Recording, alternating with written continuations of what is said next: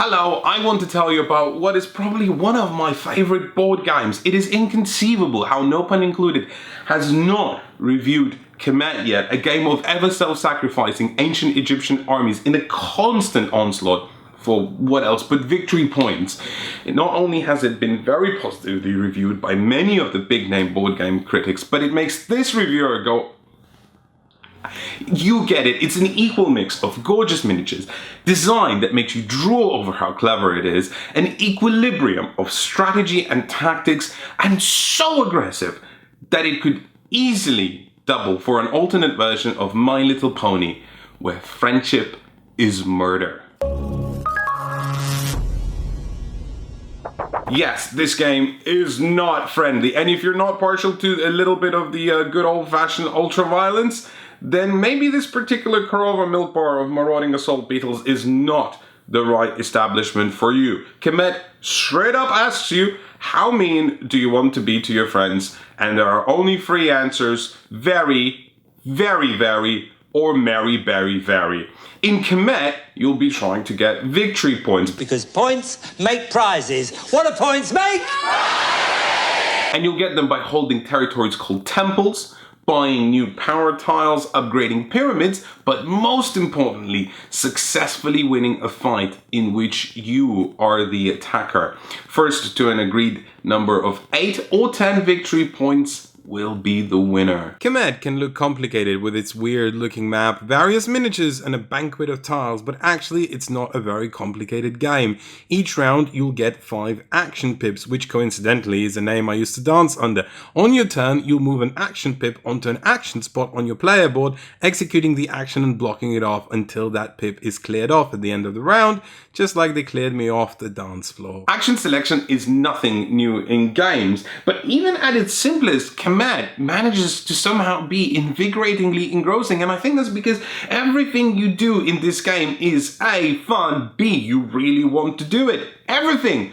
All of it. And that's because whether you're upgrading your pyramid or buying a new power tile or recruiting more troops or dumping an army onto an unsuspecting enemy, you feel rewarded because it's either going to get you some victory points, which will get you that one step closer to victory, or you'll get a new ability that will feel so utterly broken, no matter what it is. Admittedly, there is one action in Kemet that isn't particularly exciting, and that is getting to prayer. When in ancient Egypt, you should make like the ancient Egyptians and praise the gods like you should. Prayer is the glue that ties everything together. If you want new soldiers, you better pay prayer. If you want to upgrade your pyramid, you better pay prayer. If you want a tile that gives you an elephant, well, you better pay prayer for it as well. It's kind of like the internal currency of the game. And whilst it's maybe not the most exciting thing in the world, it does make everything a little bit tense, and on top of that, it serves as a very neat combat trick, which we'll get to just a little bit later. Every faction starts out symmetrical, but very quickly becomes unsymmetrical because of these completely symmetrical tetrahedrons. Yes, they are supposed to represent Egyptian pyramids, and no, I know, they are not quite the Egyptian pyramids because they have 3 sides, not 4, but these tetrahedrons are still a type of pyramid. So there. Anyway, these pyramids are not just one of the world's most adorable board game components ever, they are also a gateway into a world of delicious asymmetry. On your turn as an action, you can increase the value of this pyramid by paying prayer. And if you increase it all the way to level 4, you'll get a temporary victory point, which you get to keep until, of course, someone else comes in and takes your pyramid over. And that's at least 1/10 towards winning the game. But more importantly, these pyramids give you access to buying power tiles. If, say, your red pyramid is level 3, then you can buy power tiles of the same color that are level 1, 2, or 3. And that's where the game really comes alive. Kemet is full of limitations. Your armies can only ever consist of 5 units. If you win a fight as the defender, then you never score a victory point. Your armies can only ever move 1 space, And if you want to upgrade a pyramid, you have to pay prayer. Now, I know you know what I'm going to say.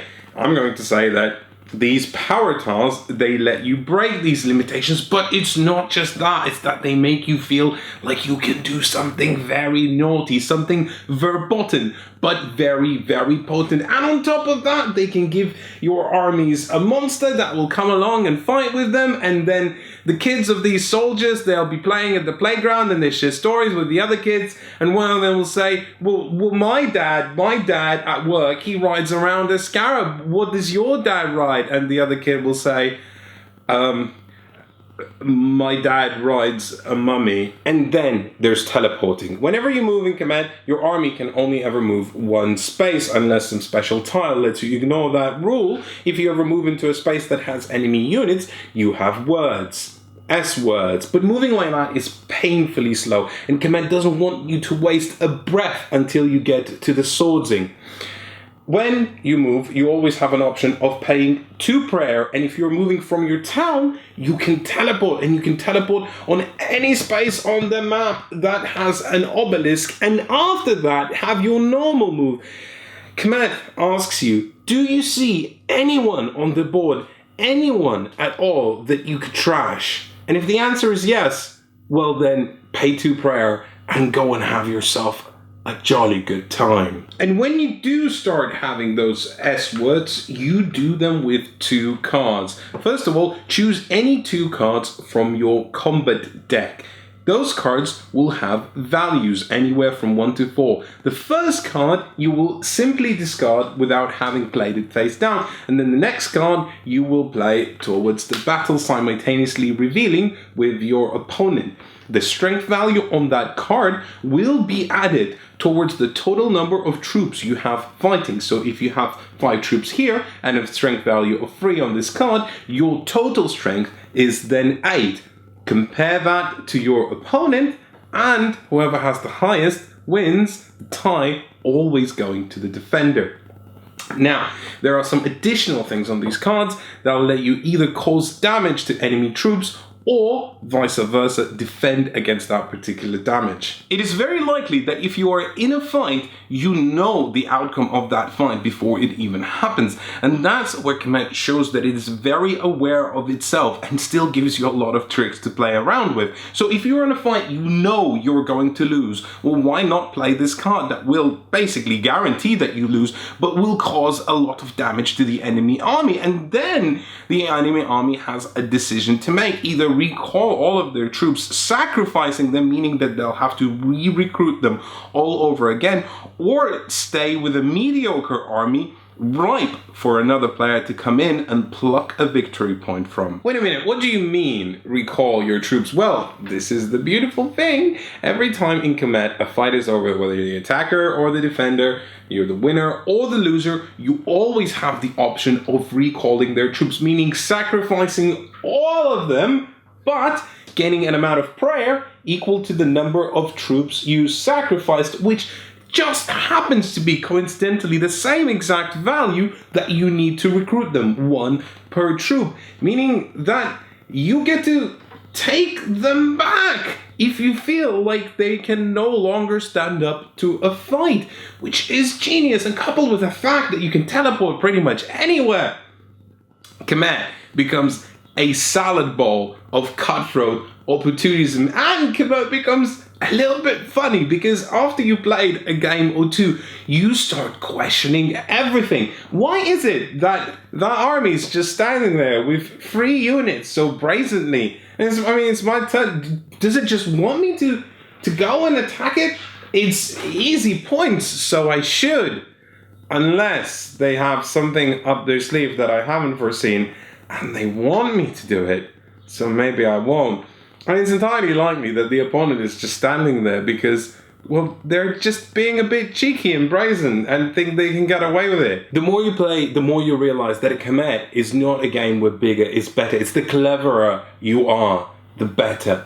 For example, you can only ever have a maximum of 12 units on the board at any given time, meaning that your first 2 armies, especially if they are equipped with a monster each, they're a force to be reckoned with and feared of.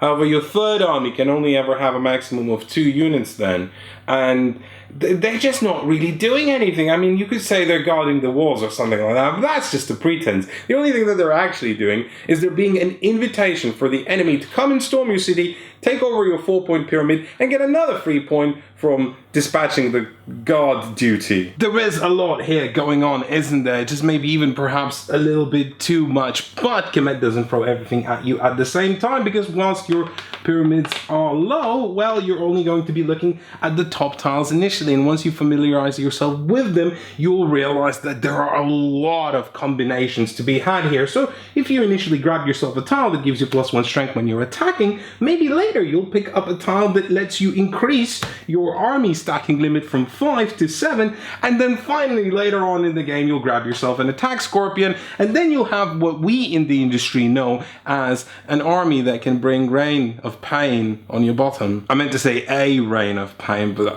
I forgot, and I'm foreign, so it's just kind of forgiven, isn't it? But imagine this scenario. You have acquired yourself a tile that gives you +1 strength when attacking, another tile that gives you +1 strength no matter what, and you've just leveled your pyramid to level 3, meaning you can snatch the scarab, which would make your army completely unstoppable.